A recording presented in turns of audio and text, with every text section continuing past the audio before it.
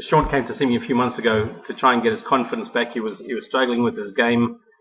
He had no control over his ball flight. The ball started left and tended to slice back and went very, very high.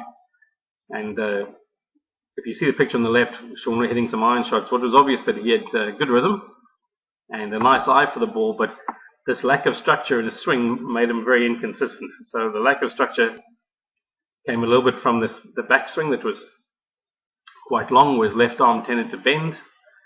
The excessively long backswing, and I say when he did that, he tended to kind of get in his own way on the downswing. So you see when he came down, it looks a little bit stiff and contrived, and the balls tended to start left, which made it very difficult for him to hit woods or his driver. If you look now at the picture on the right, you'll see that he's managed to tidy that up quite considerably.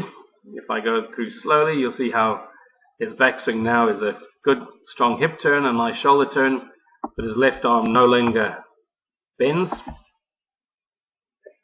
and he keeps his structure much better on that backswing, which allows him then to be in a positive frame of mind when he starts his downswing and to get his body to clear and release the club and his body through impact. If we look at an example of where he was hitting down the line compared to where he is now, which stopped him from hitting the driver in the fairway woods. So again, the picture on the left was the start of the lessons, and what we saw was Shaun had quite a big redirection of the club on the downswing. So if I put a line here, you'll see that when he brought the club down, his club head, in golfing terms, came over the top. So he came in right over the top of the shot, the club swinging left, and then he had to leave the club face open.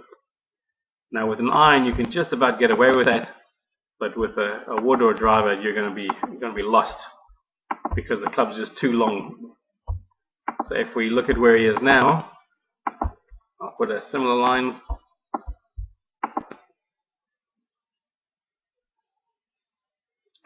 And if we slow that down a little bit, you'll see how much more on plane this club is on the downswing. He's approaching now from inside the target line, which allows him to release, which is, again, if you're releasing on plane, you're going to be much more consistent. Okay, so Shaun, very good student. He applied his mind to what he was trying to do, and now he's got himself in a position where he's made some really important fundamental changes. And if I'm not mistaken, I think he heads out for a golf tour with his mates now to play some of the golf courses in Ireland, and I hope he has a lot of fun. If you need help with your game, please just give me a shout.